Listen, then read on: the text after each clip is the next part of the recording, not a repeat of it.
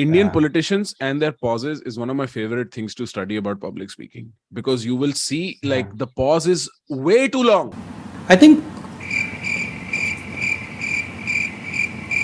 the word that comes to mind. And they have not lost flow. They're still there. Yeah. And do you think it's because of the eye contact and the body language that you feel that they haven't lost flow, that they're still looking at you, but there's a pause that's happening at the same time? See, what happens is people actually get more interested in a pause, what just happened. But when there's a pause, there's discomfort.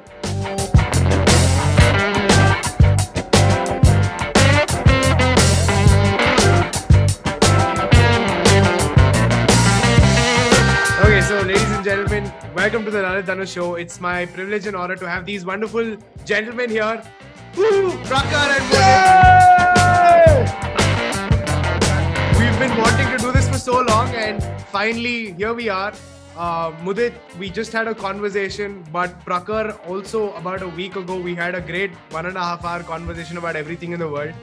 Really? But super stoked to have you guys here. First of all, give me a little bit about public speaking, communication. What do you think about it, Prakhar? You've been in this part for quite some time. What do you think about it? For me, it is quite natural. I remember there is a very distinct moment in 5th grade. Okay, this is funny and naive. There's a very distinct moment in 5th grade where what I did was I accessed the roof of my school building. And if anybody's been to Indian schools, they realize that's a no-no. You don't do that. Right? And then we got caught. So I heard from my class teacher that the class coordinator, which is the big alpha boss, wants to see me and my friends. And my friends were like very scared. And I remember preparing for it like it was some kind of a legal situation, like I was some kind of a lawyer. And part of the fantasy came from the fact that my parents were lawyers. And I come from a bloodline of public speakers. My grandpa has been a public speaker all his life. My father has been a renowned speaker in his discipline for the last 35 years, if not less, if not more. Right. And so public speaking is an instinct to me. The way I speak to people at large is something that I was born with. It is not something that is uniquely learned in any way. Communication in the sense of a dynamic conversation is something I had to pick up. But like there are things I formulate within my speeches that afterwards I'm like, how did I even know this was the right thing to do? So bro, you're more of a prepared speaker or an impromptu speaker? Like what style do you like more? I prefer impromptu, but there are situations that warrant prepared. And so when the situations weren't prepared, I go down the prepared route. And I was always a little itchy about going the prepared route because it took away from the virginity of the experience. Right. And like one of the problems with me is if I write a speech, say I write a video and I'm going to record that video after I've written it, I cannot do it more than twice. Take 2 has to be it. Take 1 has to be it. Otherwise, I'm bored. I've said it too many times. There is no emotion anymore. Yeah. Like it does not follow. It's just every time I've had to write a TED, you can do this, right? Go to YouTube, look up my TED Talks and look how unfluent I am in my speech. I cancelled my Josh talk because I was like, I cannot write the script. Like, I'm just not going to be able to do this properly. If you make me do the script, I will feel so fake doing it. Yeah. Like, so I have in fact come to find that is in fact an obstacle of sorts. So there is still some part of me that clings on to the virginity of speaking something for the first time, of being able to construct a perfectly beautiful sentence in the back of my mind. That is my thrill. True. I think it becomes mechanical, right? As you get like if you have to do it multiple times, it becomes a little mechanical, and the authentic part of speaking, I feel, is taken away a lot of times. And making mistakes, I think, is the best part about speaking. I mean, you're real, you're showing that you're authentic, and many people actually don't mind until you're super conscious. Speaking of which, Mudit, tell me about you, man. Like, what's your background with this? What's your relationship with this whole public speaking communication game? As I was listening to Prakhar, I was thinking even my shit started in 5th grade because 5th grade, and I was like, I have to say this academically, I wasn't a great kid. And sportsman, I weighed like 85 kgs when I was in the 5th grade. The sports were out of the picture. They took me for the tug of war team, but I pulled as hard as 1%, but weighed as much as 2. So It helped in the defense. Like we can get two people, we can get two-person pulling power. But it just so happened that I went for the storytelling contest in the fifth grade, and I happened to win a prize, and that was the first time I remember I being praised for something. And that bug, and I won 500 rupees, which given the inflation is probably ₹1,00,000 today. But anyway, so 500 economics rupees. jokes. That also makes you really old. If $500 equals $1,00,000. Really No, old. we are soon stating- entering that age. All three of us, like roughly our ages, will soon look at kids, be like, this chocolate you buy for like $40 today. This was 4 rupees in our time. Like that is coming for us. Yeah. So Lalith, that's where it started for me. But here's the thing, and I'm glad we're having this conversation. Prakhar's style is different. I love that style. And I hope we have an opportunity to get deeper into why I would envy a style like Prakhar has. But the reason this conversation is important, Lalith, is 20 years ago, we were still probably just stepping into the knowledge economy. We were still at the fag end of the industrial age.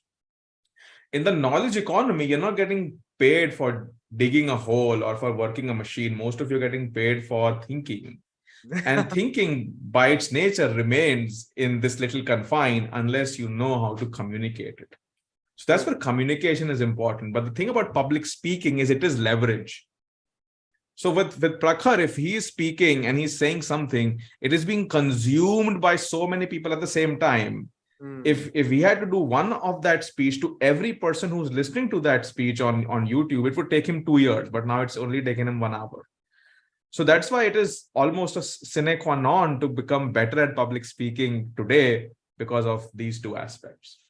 So if you were 85 kilos, I'm sure the opponent team is already intimidated to a point. Like, dude, there is like one Mark Henry Big Show dude right there. We're going to lose for sure, right? Yeah. And a lot of which is a very subconscious thing. We think that really fat people, bulky people are strong, innately strong as well, which is not the case. But however, it's how we assume things, right? I feel it's our instinct to assume these things. And a part of communication also stems from that, which is body language. Right. So how much of a part do you think body language plays a role when you communicate with an individual or when you're on stage or whatever this is? What do you think about this whole body language thing? And I want to know both your things from this perspective. First, I appreciate the segue. Thanks, Prakhar. I appreciate the segue, Lalith, from fifth grade to tug of war to bodies to body language. How much does body language matter? A little lesser than before because we are on a virtual medium, but it still does matter. You see, and it is a huge topic, and we can probably spend a couple of hours just talking about body language. And I want to hear Prakhar's thoughts also. But a few things that come to the top of my mind as I share this. You can either have gestures which are serving your audience, or you can have gestures that are serving you in the moment. So if I'm doing this while I'm speaking, this is a gesture that's serving me in the moment. It's making me feel comfortable. True. But if I am trying to explain something with my hands or with the way or with where I'm looking, that is for the audience. It makes me far more comfortable to look at you, Lalith, who is at the bottom left of my screen right now. It makes me far less comfortable to be looking into this little black hole in a green light. But probably for the audience, what might be relevant is, or what might be more intimate is me looking right here in the camera versus looking at you right here. So these are two ways from the principle of keeping the audience first, who's listening to you, and what helps them becomes your body language rather than what helps you. Prakhar, what are your thoughts? Very interesting, man. Like I said, theoretically, I'll score an F. But look, here's the thing. Okay. I learned a lot of what I learned in formats that are unconventional, right? Like almost imagine, this is purely a useless analogy, but imagine I'm Eklavya, right? I had no formal training for any of what I can accomplish. And I was learning through forcing a conversation upon unwilling listeners, which I think prepared me insanely to hold people's attention. Because I know he's not interested, bro. Like, I know this guy is not interested in what I'm saying. Okay. And this was usually happening in 1:many settings, but the many were not too many. It's like 5-6 people. I used to run this conversation club in my backyard. I say backyard to explain to Americans, but basically my mom's garden, right? In my mom's garden, every night after 11, once my parents were sleeping, I was like, Ab batao, whoever wants to come over, come. And we'll talk about whatever you want to talk about. And in that process, we'll sit for 3-4 hours. I will go on like rampage rants, like for 40 minutes, I go on a rant.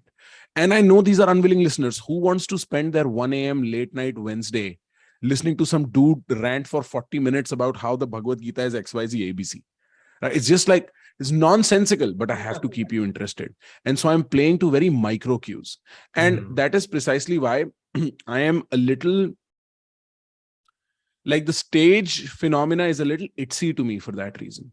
Because one, there is a clear demarcation, right? Like, I'm clearly standing above most people. They're here to listen to me. There is a pressure. There is no like bilateral conversation where I can sort of move around, play around, crack my jokes and stuff. And you will see me very often when I enter a stage situation, I enter with like a joke, a self-deprecating, like it is almost natural to me. Like somebody will introduce me on a podcast, right? That is almost like a symbolic stage. And I'll be like, this is so odd to be introduced like this, right? Because in my awareness, I am Prakhar, the boy who talks shit, right? Like, or whatever. Prakhar, the boy who just, speaks out of his ass. In my awareness, I haven't rated how the world's rated me. And the stage sort of does that, where it rates me higher than what I think of myself in that context. And the other thing that happens on a stage is I cannot clearly look into people's eyes as I'm talking, which is why I even prefer Zoom, because I can clearly look into Mudit's eyes and Lalith just going, like these are micro cues that fuel how much attention I have from you. What is the leverage I have from you? This is my playing ground. My playing ground was looking into people's eyes and speaking, right? Understanding where they're losing me, figuring out where exactly their mind is going somewhere else. And I need to give them space by saying something bullshit, right? Like, so one, to my understanding, body language can be anywhere between 40% to 100% of the job. Trust me, you can get away with saying nothing with good body language. Oh yeah. Right. And it is also my view that if you have a great speech, great public, whatever talk, but you have an absent body language, you've performed at best 6 on 10. You cannot do the home run sort of a thing. Correct. And why I say that is because I think raw charisma is essential. It is almost, I'm speaking as a consumer. I'm speaking purely as a consumer. Like, I will find speakers who have actually lost all interest for entertainment and are so lost in communicating what they're communicating. And they get into this zone. Like, I see Zizek, right? And he'll be like, all his Tourette's and his like proper, they're all coming about. But that has lent a personality. And that personality has helped me understand. With Peterson, you will hear him talk and he'll suddenly go into like he's not even looking at the audience. And there is a character to that I really come to appreciate after a while. But being able to stand still and tall, knowing where the pauses come, as a nature of just communication, changes everything. Where your hands go up and where your hands go down changes everything. Body language is an unavoidable part of how you communicate. Your body, your actions are the first language you learn. Then you learn Hindi, English, whatever. I love that. True. I love that. And I want to unpack 2 things there. First is playing to micro cues. So Prakhar, you did that consciously. Ki, okay, this person looks like he's or he or she's not focusing, and you pick up on that. But Lalith, the reason, as Prakhar just said, body language might be so important is a lot of the reaction, the micro cues is involuntary.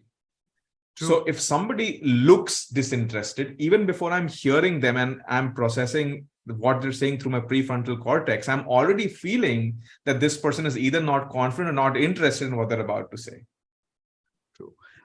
I also feel it helps grab attention. I think attention is your biggest commodity when you're speaking, and that is the equity you're actually battling it out for, right? Like, be it on stage, be it in person. Like Prakhar said, for the kind of person he is, he would crack a joke, right? Like the first thing that, like a self-depreciating joke. But in fact, that is the highest attention grabbing thing you could do. Like apart from stating an alarming fact or asking a very stunning question, cracking a joke is like you're making everybody laugh, bro. Like everybody loves to laugh. Nobody likes intellectual stimulation immediately, but making somebody laugh, I think, is the best way to grab attention, which I'll get into in a bit. But before I go ahead, there was a couple of things that just jumped into my head when again Jordan Peterson was being referred.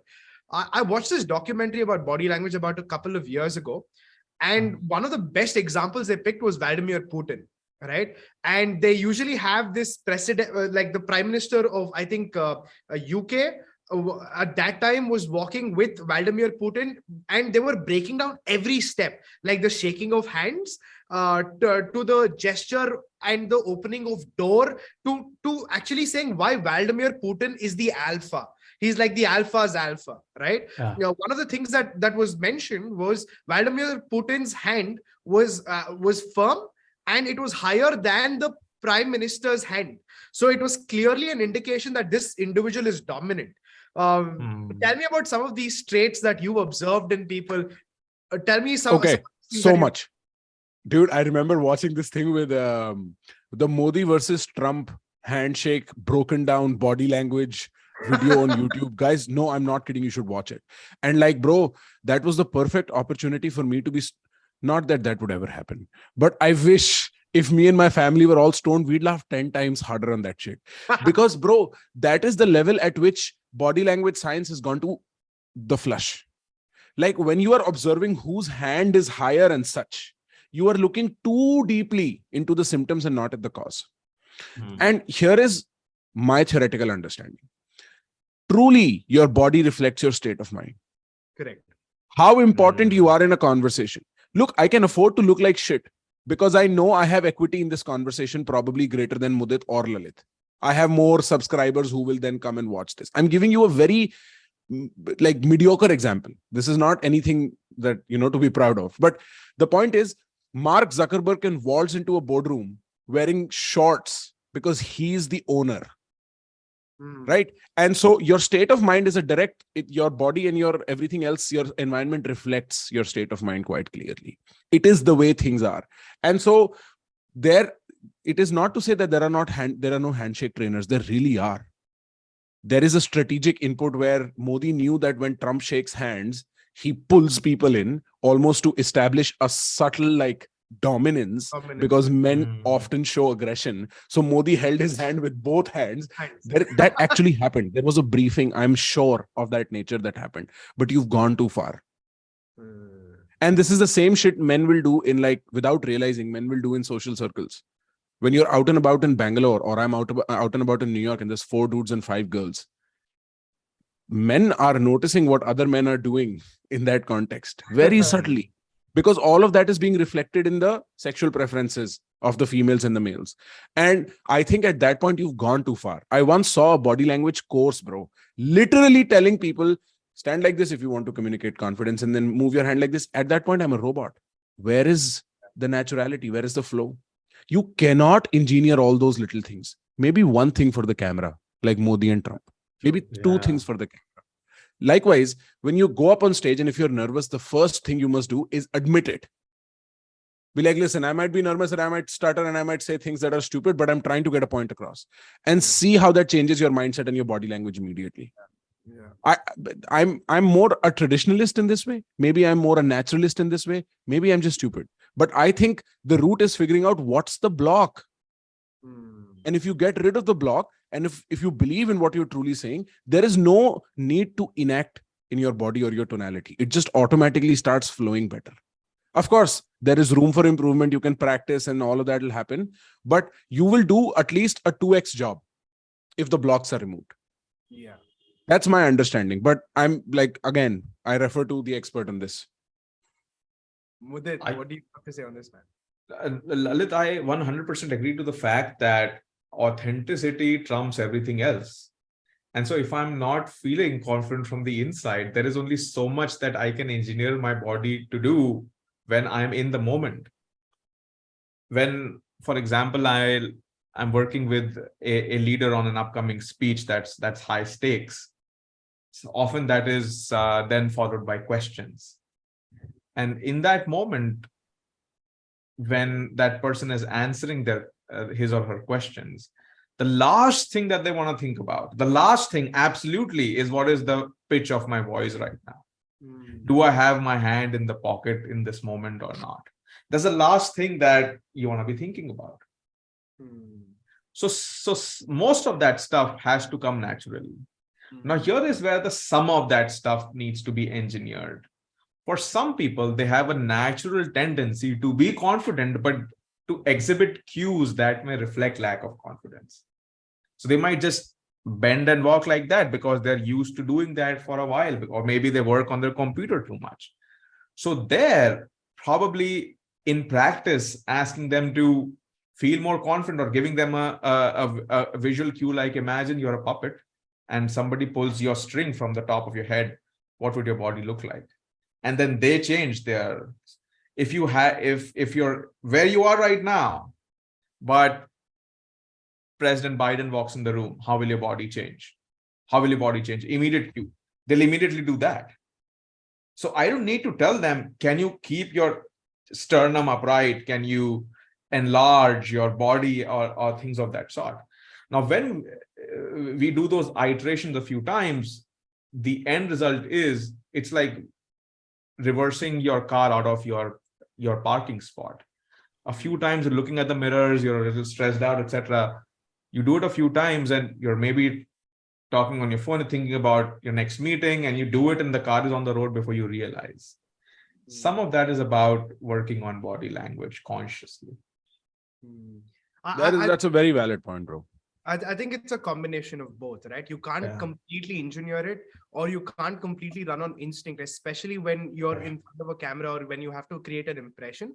Some of it is you got to go with the instinct, you got to go with what you're really good at. And some of it you have to somehow tweak it into your natural sense of feel.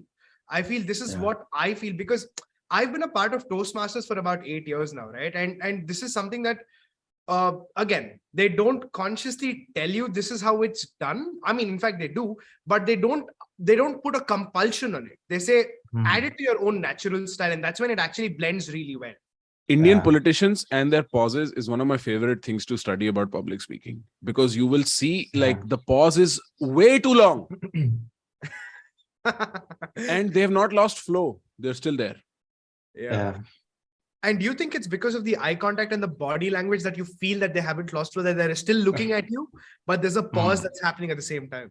See, what happens is people actually get more interested in a pause, what just happened, because sound waves are being perceived as, so voice is being perceived as a series of sound waves. And it has a certain lullaby to it. But when there's a pause, there's discomfort. And when the pause is asynchronous, there's further discomfort. Because most people pause after a certain few words. But if you can pause after words when you feel there is a moment to pause and not when the pause is naturally supposed to come, is when you're drawing people in and not keeping them away. Interesting, very interesting. But I think it's quite a good insight. Well, we're coming to a little bit towards the fag end of the podcast. So I just want to quickly ask about the book that you guys have written. So Mudit, tell me on that, man. Like, I know you've had a little more experience in terms of writing the book. You've done a couple, or I don't know, one book before this, or a couple, or how many have you written before? The one that you with Prakhar. Yeah, I wrote one book before this, and the book with Prakhar, at least my intention with it was one that we are able to create an asynchronous way to share what we know and our version of the right communication to as many people as possible. and also to bring in different approaches. So as both of us are communication nerds, students of communication enthusiasts, but in vastly different contexts. And the more I found communication books on the internet and valuable at that, they were about one of these contexts. But what if we could bring everything together as far as a context of moving to a different country in a different city, and how to talk to women, to how to make friends, and how it would differ at the workplace, or what things are similar, and create a resource that people could refer, not as a cover to cover reading, but as a what I need tomorrow kind of thing. That was our goal with this book. Nice. Prakhar, what was your experience with this entire book thing, man? Like, it was being humbled, bro. Like, very honestly, writing in its own, in an isolated way, also is so humbling, because you think you know until you begin to put it on paper and you realize all the gaps in your thinking. And sometimes something brilliant happens where what eventually you get into is this kind of sort of novelty where you're like, what? Like, it's almost like I discovered a new idea while writing. Like, I never knew this was the case. And I recently was writing about something and I figured out something and I was like, wow. So writing is very, it's spells are a good metaphor for writing. You're bringing into life something, at least for the sake of your mind. That was great. Writing something with Mudit was very interesting because of our writing styles. And I've referred to this over and over on podcasts at this point. The distinct nature of our writing styles educated me a lot on just the stylistic element of being Prakhar, and then the stylistic element of being Mudit. But it's only in the mirror that you can look at yourself, right? And so I was only able to look at it in contrast and be like, oh my God, achha, main to aise likhta hu. Like, very famously, I describe my writing process as pouring a glass of vodka and writing a chapter by the time I finish that glass. The point is to not get drunk too fast or too slow, right? And it is because I have the addition that I've never made on any other podcast is I have a oral fixation problem. I need something in my mouth. I need something somewhere around my mouth. So like, I'll drink a lot of water. Anytime I'm doing anything that is engaging my hands, bro, I have never, partly why my skin is decentish, even though I take no care of it, is because I drink enough water, which I realize is a rare accomplishment for a human. I drink 5-6 liters, no problem, bro. 3-4 liters, no problem. Because I need something in my hands, something. So the vodka was only a strong something. The vape is only a weak something. The water is only a normal something. But I need something in my mouth, in my hand, non-stop while I'm like playing with my mind. Right? And so, bro, like writing gets me all weirded up. I get all tangled. I cannot speak for a little bit. I feel like somebody, jaise wo robot ko kisi ne interrupt kar diya. Like, it just feels weird. But I like that place. It's very interesting to me. I go somewhere. But largely writing the book was very, very fun. Now that I look back, after having had parallel episodes, one the book and the other, the more famous one, it feels odd that I was able to accomplish everything with the book. I've had moments to reflect on my mental health now more than ever. And it happens, it keeps evolving as I get further and further away from my situation. And I'm like, yo, you were a fighter for like, the book was largely finished by the time the episode began, but it's a good, what is it called? A feather in my hat that I'm proud of at this point, that we got it accomplished in the way we got it accomplished. And so, yeah, that is probably the it of what I have to say. Nice. And I also happened to go through the content section, and I really like how it's structured in a way that is very digestible, right? It has so much context to it. And the way it's put together, it's quite intriguing. As a third person looking at it for the first time, the moment I open that first page, I'm like, dude, I want to look into what is there in this book. So I for sure know for a fact that you guys have put in some really good amount of effort, resources into making this happen. And I really hope the world watching gets to read your book, man. Thank you. Thank you. One sec. Before you hope too much, don't shut up. The original. Because, bro, in America, we didn't get the jacketed edition. Okay. So we just got the hardcover. It's honestly, I'm impressed by how the book. My dad called me up yesterday, Mudit, last night. My dad, he's like, hey, he's getting a book published now. His poetry. He does Hindi poetry now, right? Yeah. Wow. And he's like, I want the same quality of paper and print that you got. And I'm like, go call up Asim because that's where you are going to figure that solution out. But the team did incredibly well at making a product that we can be proud of. Yeah. Like credits, hats off to everybody involved. Vaibhav, Siddhansh, Asim, typesetting, Jay, like whoever was involved with this, you guys are the real winners. हमने तो सिर्फ बका है. Dude, you guys, I mean, you have a brilliant team, dude. Yesterday, I'd gone out for lunch with Asim. He's here in Bangalore. Oh yeah. I know. Yes. So we'd gone out for lunch, and I was just talking to him about the same, and I was telling him a bunch of things that I want to work on.